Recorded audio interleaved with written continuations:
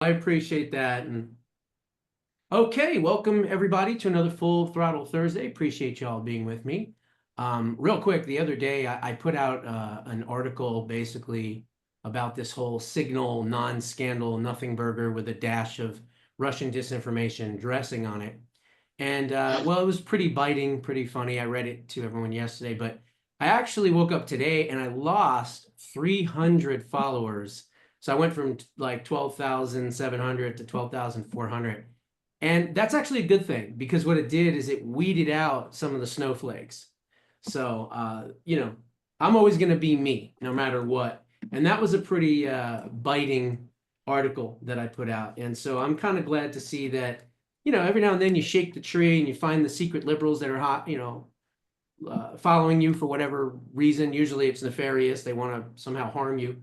And so it was good to kind of get rid of some of them. But what I want to talk about is this. Do any of you work for the United States Postal Service? Any at all? Nope. Nice. No government goons. I love it. I love it. I love it. So I was going to say, if you did, or any of my other subscribers, you probably are not going to like this one too much. But that's okay because I don't put my finger in the air and check the polls to find out what people are thinking. I just speak. And if you like it, great. And if you don't, well, then you don't. So I saw this article and it made me kind of think of other things as well. So the article says that 3 USPS workers were charged with kidnapping and attempted rape of one of their coworkers, which is just insane. So the United States Postal Service workers in New York City have been charged with allegedly kidnapping and attempting to rape their coworkers in the back of a truck after a party in 2023. And then it goes through and it tells the names of the people. So I started looking at the fact that DOJ wants to go into the United States Postal Service. And right now, the Postal Service is trying to keep them out because we know how much waste, fraud, and abuse is likely in that agency. So I decided to kind of take a deeper look at the United States Postal Service, which again has been around for many, many, many years. And I came to a conclusion, and that conclusion is we ought to shut down snail mail 100%. So this is controversial if anyone works for you're one of the 525,000 federal employees of the USPS, and your average salary is about $39,000 a year. Well, that's about $20 billion that we could just cut right from our budget right off the bat. Now, why am I saying this? Because we don't need snail mail. Everything's done through digital. Everything's done through electronics, right? How much mail do you get when you go to the mailbox that you just go and throw away, right? So I started looking into it. And here's what I kind of found out. First and foremost, how much junk mail is thrown away each year in tons, okay? And tons is what? 2,000 pounds. Approximately 5.6 million, that's right, million tons of junk mail, including catalogs and direct advertisements, end up in US landfills annually. That is 44% of junk mail that is thrown away is not even opened, okay? Now, let's take it a little bit further. How many trees, right? Let's talk about the environmentalists out there. How many trees are cut down each year for snail mail? An estimate suggests that around 80 million to 100 million trees are cut down annually for snail mail, and in particular for junk mail in the United States alone. So putting those two things together, right? You have an enormous amount of waste, number one. Number two, most of it is affecting the environment. Now, I'm not a greenie by any stretch, although I agree we shouldn't, pollute our waters and our air and all those things. We should do and be stewards of the environment that God has given us. I agree with that, but not at the barrel of a gun, obviously, like the left likes to do. So I think this is something that people that are environmentalists, people on the left, should be behind. So what I want to do is I want to go around and talk about this and get your take on it, whether you agree or disagree. So Taz, we'll start with you. You don't have to speak too long, but what are your thoughts on this? I don't know what it's like in Tasmania and Australia, if you guys have a ton of, snail mail. I would assume you probably do, but do you think it's time that it's just an archaic old thing that we ought to get rid of?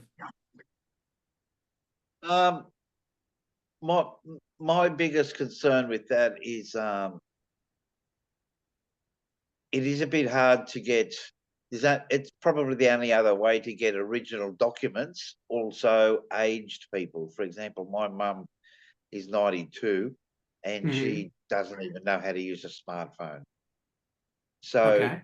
I think it could be greatly reduced here, um, and no more advertisements and stuff. Um, but I don't think it could be totally shut down here. Okay. And I knew that that was going to be one of the arguments that I was going to hear, but again, you never know what I'm going to come up with, right? To discuss everybody and have a good discussion on all this stuff. So, Glenn, let me ask you now, what are your thoughts here? Ever since we've been kids, we remember the mailman coming by, dropping off our mail, and now everything is digitized. Mostly all mail is almost completely done online. You can pay your bills online, things like that. So, what are your thoughts? Is it time to get rid of the snail mail?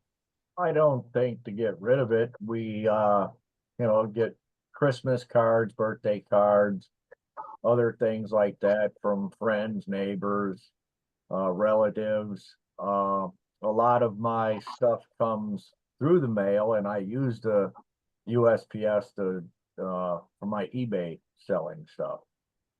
So, Okay. but my what went through my head a long time ago, and I get a lot of beef about it, was they in the junk mail, somebody had said something about FedEx, UPS, DHL, and all those, and all the money that they're making. Why isn't the post office doing the same? Well, they don't stop at every single mailbox and drop off junk mail. Mhm. They Okay. have specific homes that they go to and businesses to deliver to. So what I came up with is you pay to get your mail delivered to you if you want mail, or you go pick it Okay. up. So maybe an option to work with the postal service and have an option whether you want to opt in to paper or opt in to digital. Now, of course, a lot of bills, right? A lot of companies that send you bills monthly, whether it's for service monthly or a car note or whatever, they give you that option, right? No paper, or hey, do you want to do it Right. digitally? So maybe that's a good idea to do that for all mail. I don't know. That's why we're having this discussion. So, Carl, you are next up on this one. Are you one of those people that when you get some of the mail and you look at it, you go, "Oh, I can wait a few weeks on this one. Oh, this one's not that important." And maybe you put it in a little tin bucket or something near the door and you forget to throw it out, and then all of a sudden it just keeps piling up and piling up. I know my wife does that. Drives me crazy. But what are your thoughts here? You think it's time to kind of just get rid of this whole snail mail thing or what? Well, there's two sides of this.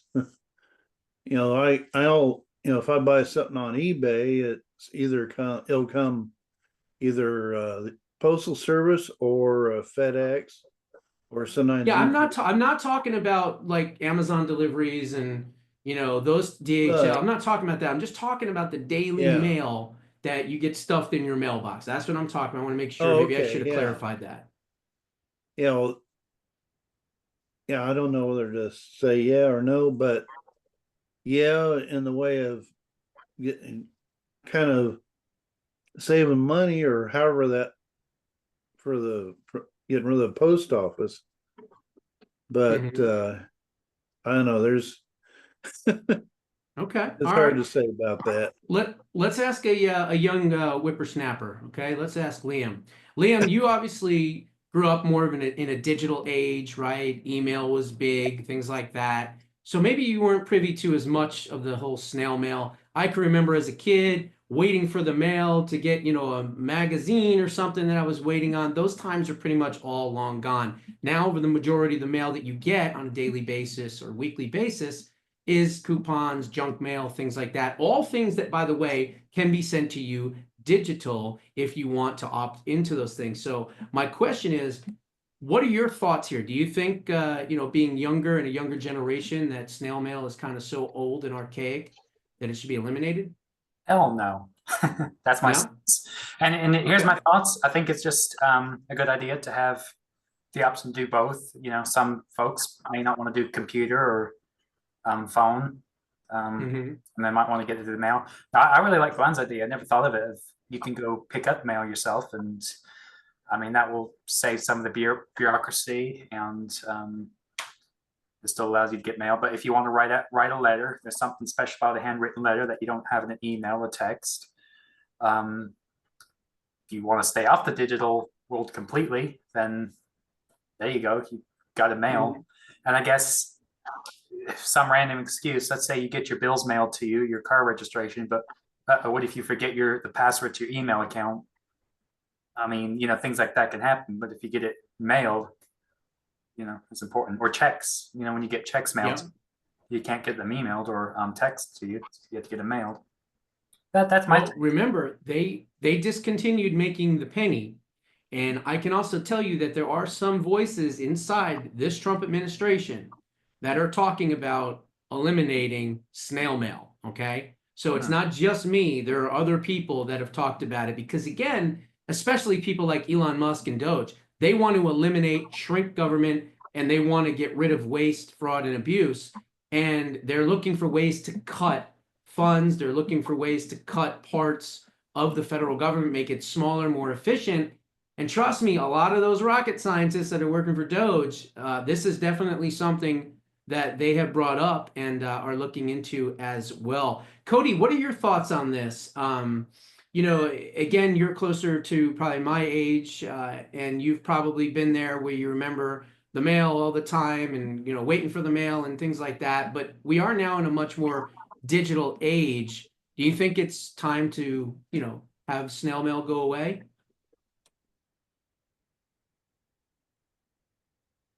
Cody? All right, we're gonna have to skip you and we'll come back to you. Carol, what are your thoughts on this one?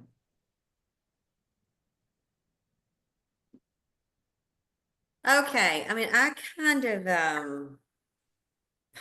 can see where we should, I can see where we shouldn't. So I'm with you, or with maybe Tazzy talking about the older people, because around here, country folk, the grandparent people, they're retired, they want to go get their paper, read their paper, use their paper to start the fire, the firewood. So, but I think it needs to be more of a drain the swamp thing. I think we need to figure out a way to make it not so many employees and so wasteful. But I never thought about it until you said that the liberals ought to be loving it because all that junk mail. So, that's very, This very. is why I wanted to bring this discussion up, because I knew that I was going to get a very diverse reaction from it.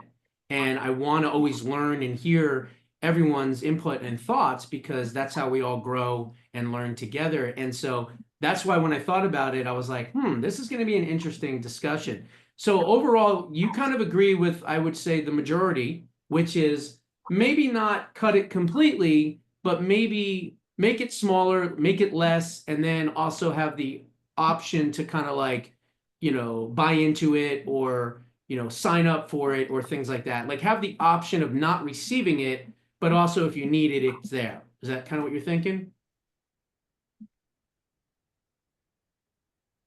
Yeah, that sounds pretty good.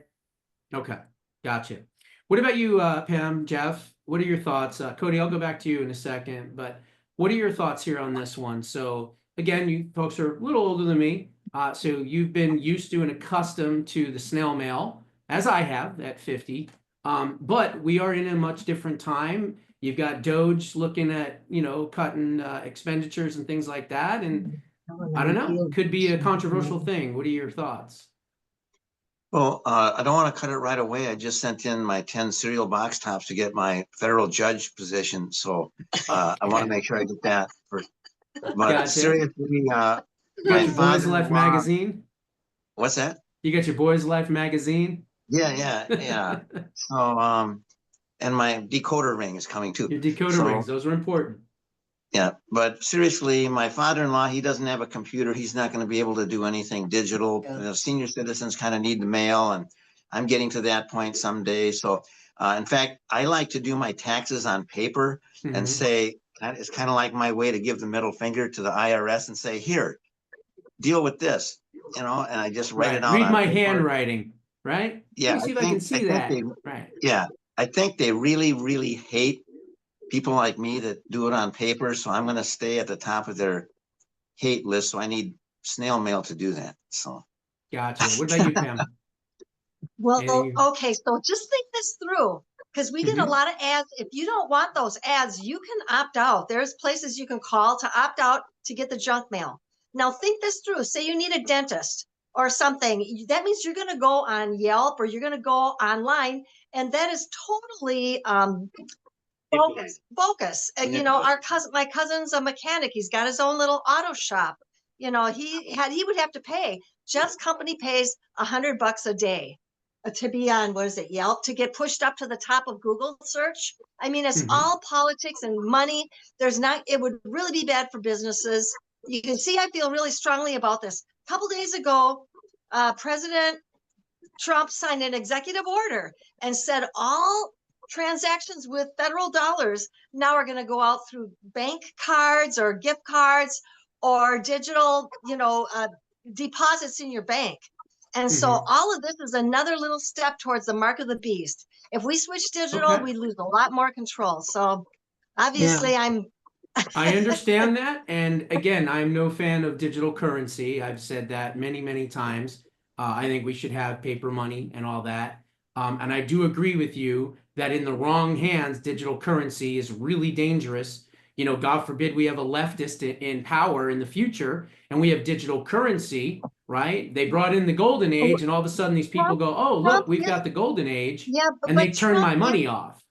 Trump is ushering this stuff in. It's Trump and Musk, and they Right. are doing this. So he's not going to hurt us, but he doesn't know what he's doing. Well, I don't think it's that he doesn't know what he's doing, but I do think that because of the advancement of technology, they are trying to get in front of the evil people that would want to advance technology against us. And they're trying to kind of insulate America and kind of keep us safer from it. But I do understand where you're coming from. And there are things that bother me completely about Elon Musk. I mean, obviously, you know, the Neuralink is I think dangerous. I understand from his standpoint, maybe because he doesn't seem to be evil. His standpoint is, oh, if I can make somebody walk again or talk again or hear again or see again by implanting this thing for medical science, okay, fine. He wants to do good for humanity. But what about that same exact thing being used for evil? And I think you're right. I think there needs to be safeguards involved in a lot of this stuff. And that's, I think, where the fear comes from. But again, we can't stop the technology. It's going to continue to move forward. So if we know that, then at least let's try to safeguard that technology, in the right hands. But again, all of this stuff is dangerous. I agree. I've said many years ago, as early as 1999, walking around with a good buddy of mine, we were walking through this one area and we were having a conversation. And I said, one day technology is going to kill us all. And he's like, what are you talking about? I'm like, the advancement of technology is going to be so fast, so accelerated in such a short amount of time that eventually it's going to be used against us and it'll be a nuclear war and we're all going to die. And he thought, what's wrong with you? What are you, crazy? But here we are, almost at the precipice of something that I talked about many years ago. So yeah, there are definitely dangers here. the other Gail? thing is I got a big stack of these notices that my information has been compromised. So I don't want to give my information to anybody else anymore. It's just, I get compromised all the time. I've gotten 3 in the last Gotcha. year.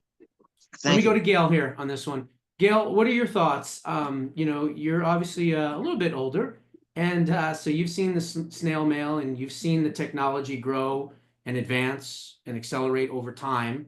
What are your thoughts here? I hate it, but You hate it? and A lot of people do, including and myself. some in some people respects. cannot afford computers anyway, and or it's just using a cell phone. You know, everybody's doing it on here, and it's hard for me. I think we should have a choice in the matter, and I'm with you on digital currency. Okay.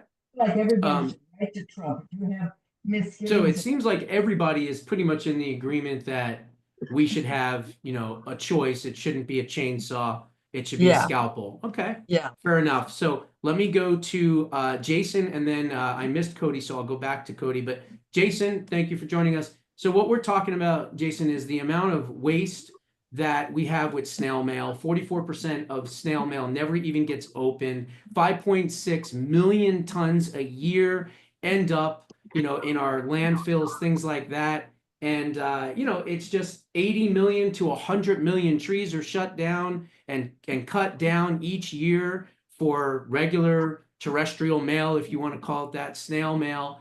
And so Doge and the Trump administration, there are voices now talking about possibly eliminating it. And so I wanted to bring this up because it's definitely a riveting discussion. People have a lot of different ideas on it. So what are yours? Do you think we should get rid of it or not? Well, if you watch the Seinfeld episode of Cosmo Kramer getting rid of junk mail, I think that would be the. Okay. All right, No. Carl. Do I Carl, think it's a get you. great idea? Yes, I would think it would be great to get rid of all that. Yes. So you agree, almost, I guess, in some respects, like me. So okay. Before I get to your question, Carol, Cody, I ended up skipping you because you had an issue with the sound. So I want to make sure that that you're ready to start here. But you've heard everything. You've heard all the discussions. You've heard that the majority of people are kind of in that middle range where they kind of don't want to see it completely gone, but they want to have the option, if they want to, not receive it. So what are your thoughts? Can you hear me? Yeah. Okay. Yeah, I've had a minute to think about it, which I'm actually thankful for because the subject is fascinating. Like, I do remember AOC talking about implementing if we would write 5 letters a day and start a chain mail or whatever, that it could help the economy. And I remember in my mind thinking about global warming, transportation, fuel use, and this and that on the letter thing. But listening to what everybody said, I don't think I can add anything. I think everybody touched on everything almost that I could think of, with the exception maybe of these companies that kind of, you know, I don't know, infiltrate our mailbox with just garbage. I mean, that's kind of been transformed over to AI on our phone. If we conversation, we get on the phone, we see the ad for what we're talking about. When I buy tires, the big tires, I have to pay to dispose of them, you know. And so I'm thinking maybe as some of these people that mass produce this stuff, if just like when we went and bought a piece of lumber in California the other day, we had to pay a lumber tax, a $2 lumber tax. We bought a case of water, we had to pay the Well, let's keep it on the snail mail. So so you're saying don't eliminate it completely, make it an option. What are your thoughts? I think the people who bring it, I think the people who send it, you know, should probably be responsible for some of its disposal and some of its, you know, destruction, is what I'm saying. All right, good. Carol, you had your hand up earlier. I wanted to just get back to you. What did you want to say? Hey, I just had a question, and it's something that we can talk about offline if we need Okay, to. all right, then just save it for that. Okay, You know, thank you. here's the one thing that I'm kind of surprised nobody thought of, because when I heard about this and I heard the rumblings, I immediately went to one thing. Can anybody just shout out what my mind went to right off the bat? Mail-in ballots? Who said it? Galen, Mail-in ballots. Mail-in ballots, baby. That's exactly what I thought. And I went, oh, how awesome would that be?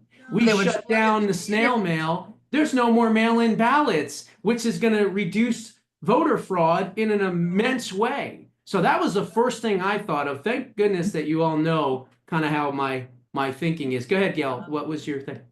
Well, the thing is that if we get a left winger in there, they can go right through the computer with ballots. Well, look, there has to be they some could just type. flood it with ballots, and it would be, they'd find a way. And you know what? There is a laser that can destroy just all garbage. You know, there's a laser that's actually able to just turn it all to ash, and it's gone. And you know, we can do that. I don't know why they're not doing Well, look, that. I mean, as someone that, was born in 1975, I remember snail mail. I remember the mailman, and we still see them, right? I mean, of course. But I think it's kind of evolved into more of a nuisance rather than anything where we're looking forward to it. Because look, let's face it, the majority of it is bills or garbage, right? For the most part. Every now and then you'll get a card, you get something cool, whatever, that's fine. But the majority of it is that.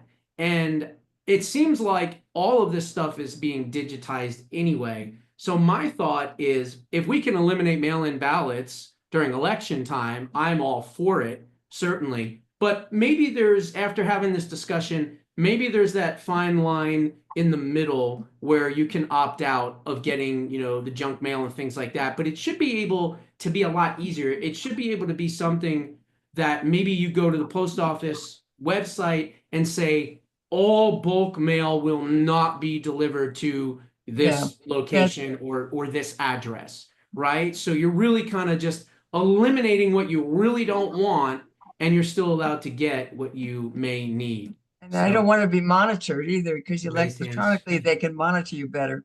I'm sorry. Okay, Carl, did you have a question? You said Sort you of couldn't like figure the out how do to not raise your call hand. list. So, did you have one, Carl? No. Thought I saw something pop up there. What do you say? What did you say, Josh? I thought I saw something pop up saying Carl couldn't figure out how to raise his hand and had a question. In the app, the Zoom, I can't find the raise hand. Oh, you couldn't find it? I couldn't either. Okay. It doesn't show up. Where is it? It's somewhere around there. I don't know. I'd have to play with the thing right now, but I don't want to do why we're doing it now. Okay, so that was an interesting discussion, to say the least.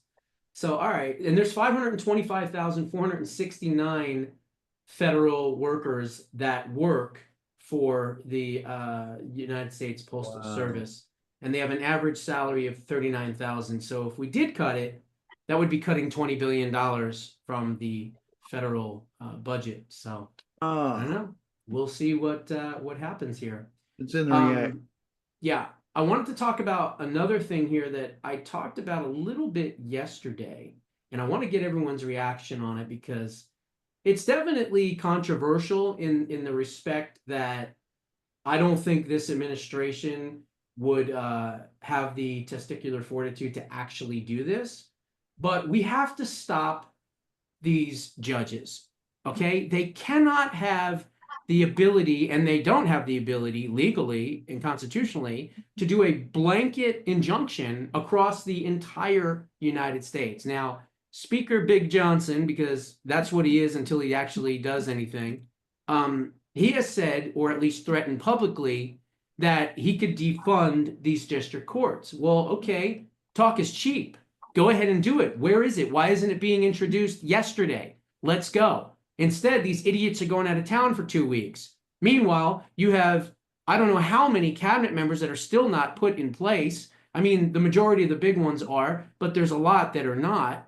And so they need to stay here. And the only way that can happen is if Speaker Johnson and John Thune say, sorry, there is no recess. We need to get these people appointed and confirmed, not appointed, but confirmed into their positions, and then you guys can leave town. Where's the leverage? Where's the sense of urgency here? I don't see it, which is kind of sad.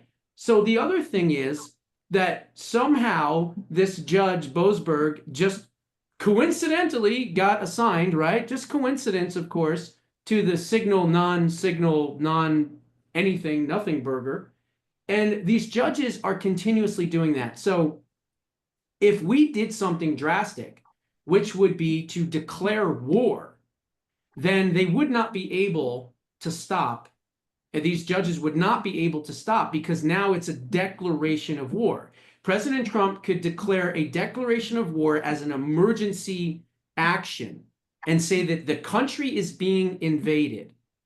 And if the country's being invaded, which technically it was, right, the last 4+ years, 21 million, he says, I think it's more like 28, 29, 30 million illegal aliens, but whatever the number is, these people, quote unquote, invaded into our homeland. So if he declared war, he could use the Alien Enemies Act. Is Walter on? I don't think I saw him. He's the lawyer, so we'd love to hear his thoughts on it. But the Alien Enemies Act of 1798 is a wartime authority that allows the president to detain or deport the natives and citizens of an enemy nation. The law permits the president to target these immigrants without a hearing and based only on their country or birth of citizenship.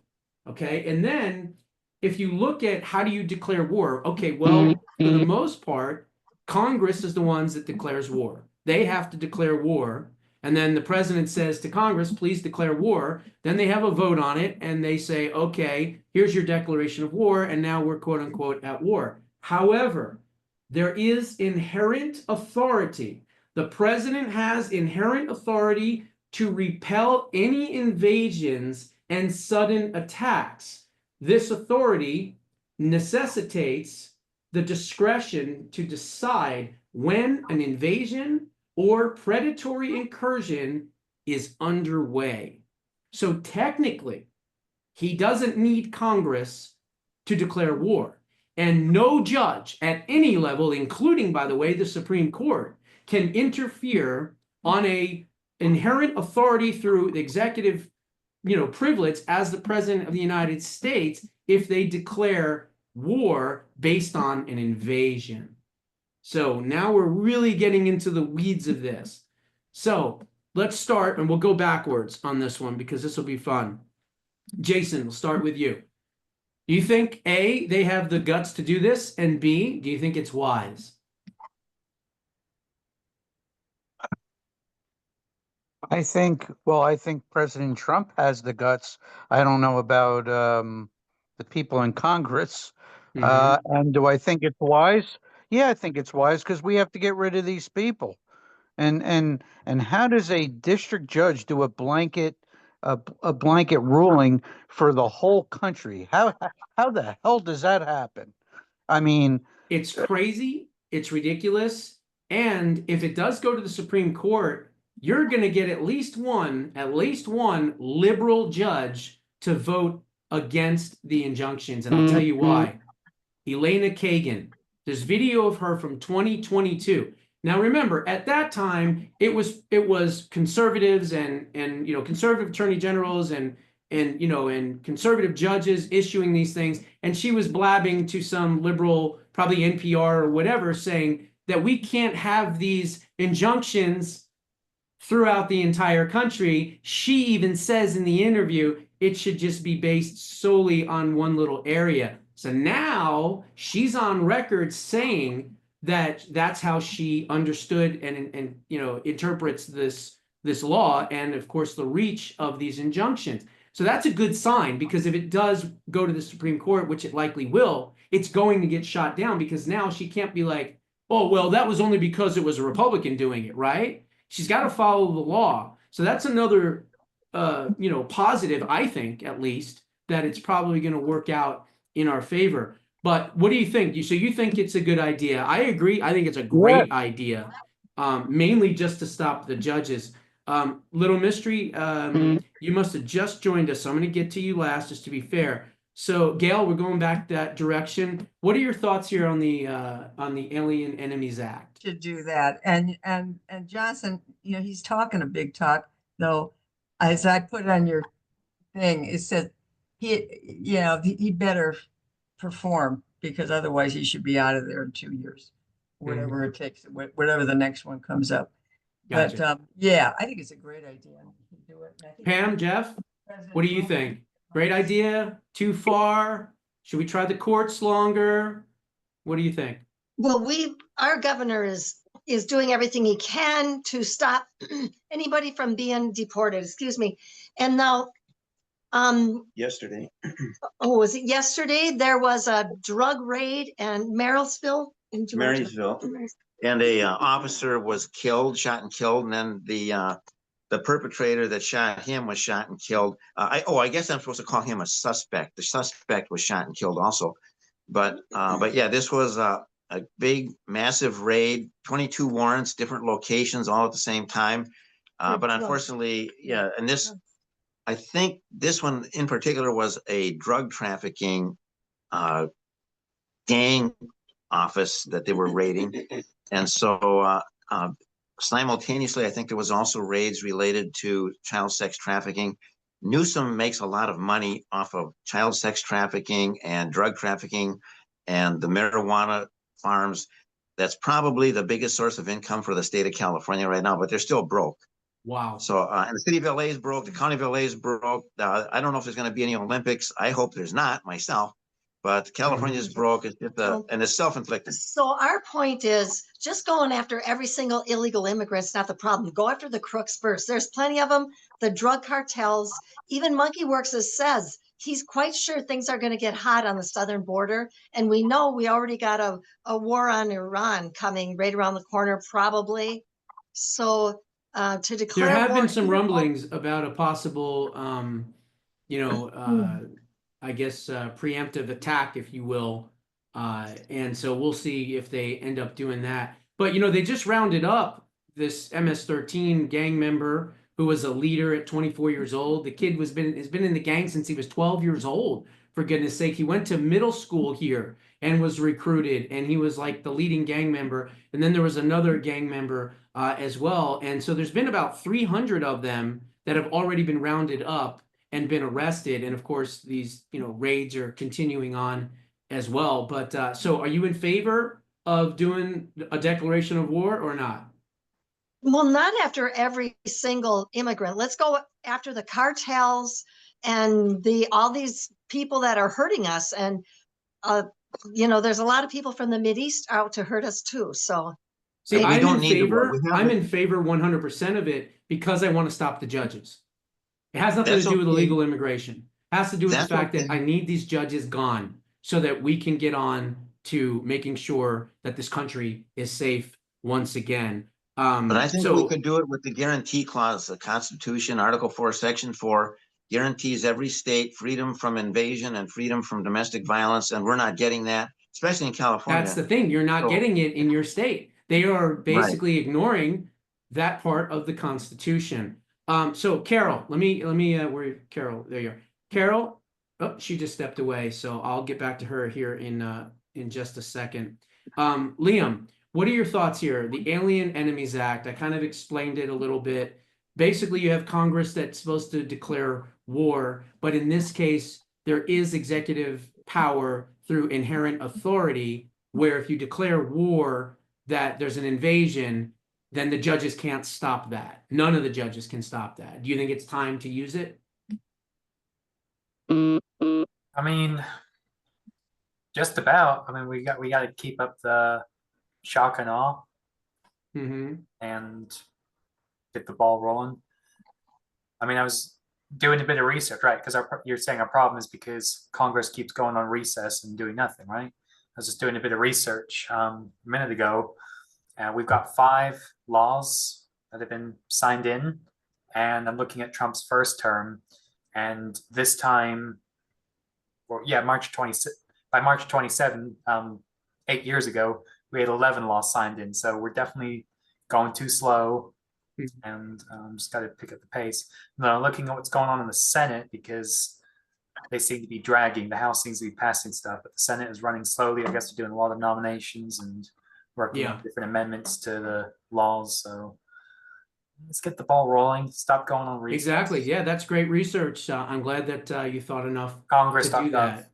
So, Carol, what are your thoughts here? Is it time to use the Alien Enemies Act and actually declare war against the invasion so that these judges can finally be stopped? I do think something drastic needs to happen. I mean, we don't even know who we have in our country, but this is a big issue for me because everybody wants to act like, the left wants to act like, oh, there's all these poor pitiful people here that they're accidentally going to get shipped out of the country, whatever, deported. But my first husband, who we're still friends, or amicable, he was from Cameroon, Africa, and he came over here and he paid his way and did everything right and got a citizenship.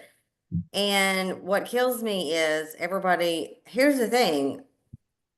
If you're over here illegally, just what you do is, because I went through this with him, you get immigration attorney and do what you need to do. So I don't really feel sorry for everybody because they're here, everybody's working. I know a lot of Guatemalans work for my husband, and they're all illegal and they're all upset about it. But when they get their paycheck, they spend most of their money on booze. How about you save up your booze money and you get an immigration attorney and you do everything legally to be here? It's called a work visa. So the whole immigration thing, it's just a mess. But whatever we need to do. That was a tangent, but it's ridiculous.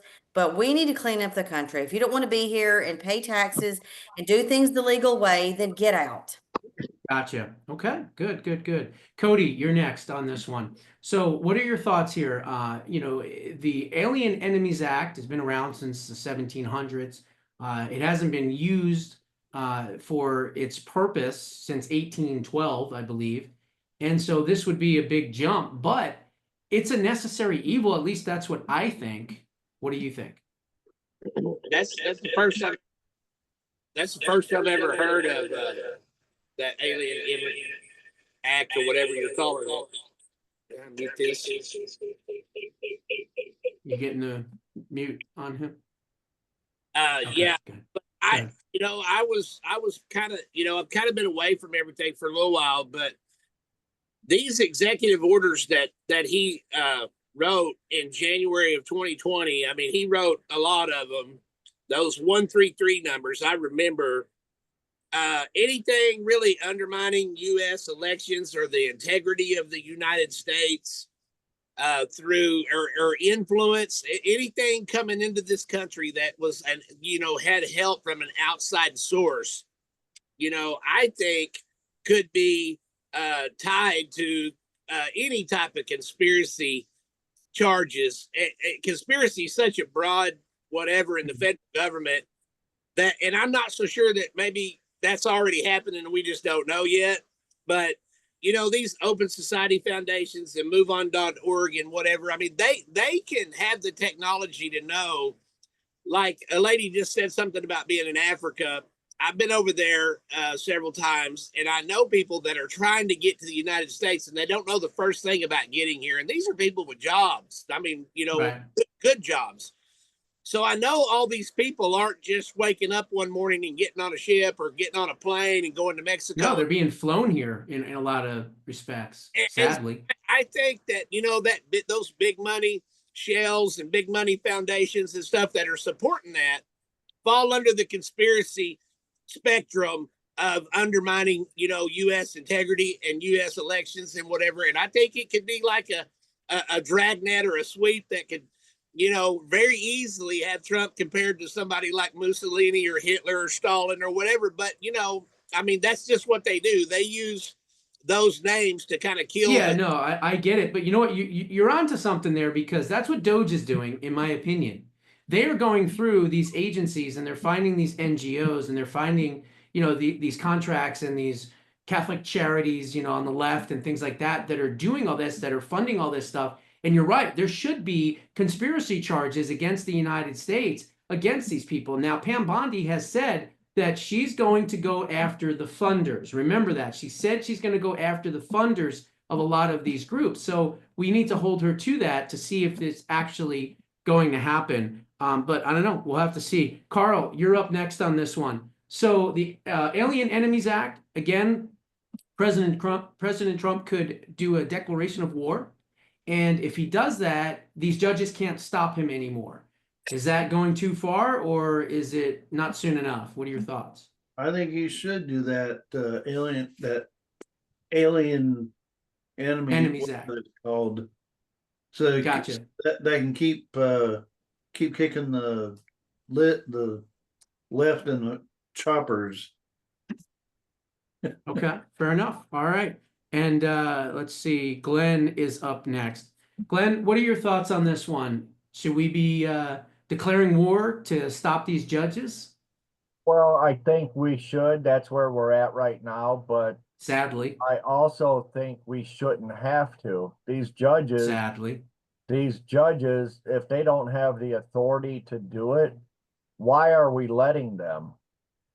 Because technically the injunctions that they've been doing have not been argued in front of the Supreme Court, which then they would, if they are argued in front of the Supreme Court, I would assume will be shot down, and then they will make a new rule saying that an injunction can only be in the district in which the judge presides. And even, like I said, Elena Kagan agrees with that assessment. So and then that's the sad part. We I gotta wait. believe I mentioned it in the comments on one of your videos about, if we were to do what the government is doing, aiding and abetting these people, what would happen to us? Yeah, exactly. Here they're doing it and they're getting away with it.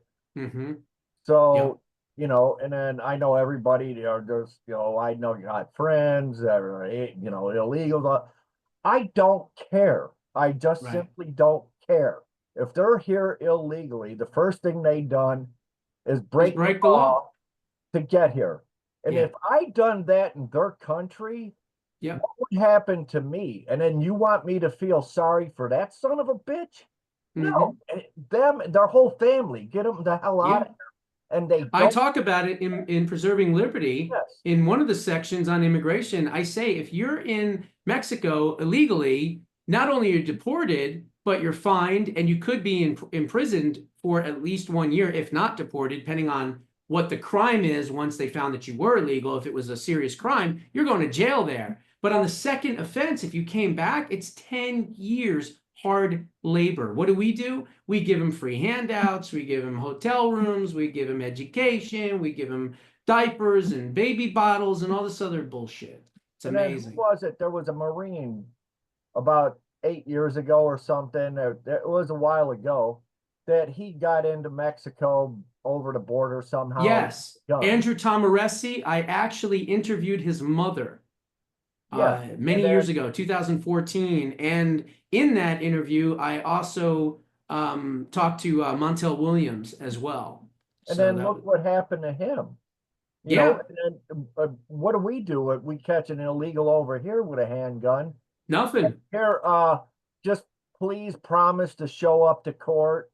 And, pretty please promise. Yeah, exactly. And it's if you crazy. need extra help, here's a gift card to go shopping. Make yourself at home, kick your feet up. We don't do nothing to them. Exactly. All right, I got to kind of move it along. So Taz, and then Little Mystery, and then we're probably going to wrap it up at that point. So Taz, what are your thoughts here on this one? Being in Australia, knowing American politics as you do, you've seen these judges issue these injunctions. What do you think? Is it time to declare war to stop it? I don't think he's on. Is he not on anymore? No. He's not on anymore. Okay, then I'll go to Little Mystery. Is she still on? Yeah, she's still on. I can see her thing there. What do you think? Alien Enemies Act to stop this garbage? Absolutely. I think that a lot of things that are happening are actually all part of this whole thing, like everything under one umbrella. So definitely go to war. Yeah, I mean, there's so many. Look, I think there's a couple things that we could do. If you didn't want to do that, which again would absolutely stop it, why doesn't the Department of Justice open up a criminal investigation into Boasberg, into Howell, into Chang, into, the other one, Amit, whatever the hell his name is, Maida, all these radical extremist left-wing judges? Why don't we open up criminal investigations into their ties to USAID and some of these other organizations? Put the pressure on them to maybe back off and say, well, maybe we're not going to get involved with doing these, countrywide injunctions, because now we're under the gun. And yeah, is that, you know, more of like a authoritarian way of dealing with it? Yeah, sadly it is. But when you're dealing with people that are trying to usurp the power of the executive branch, they're the terrorists, not us. And so I don't know. I think you can do that. I think you can also, of course, do this Aliens Enemies Act as well. So excellent, excellent discussion this evening. If you folks want to stay with me, that would be awesome as well. Again, those are all my thoughts. Can't wait to hear all of yours, and we'll see you on the next one.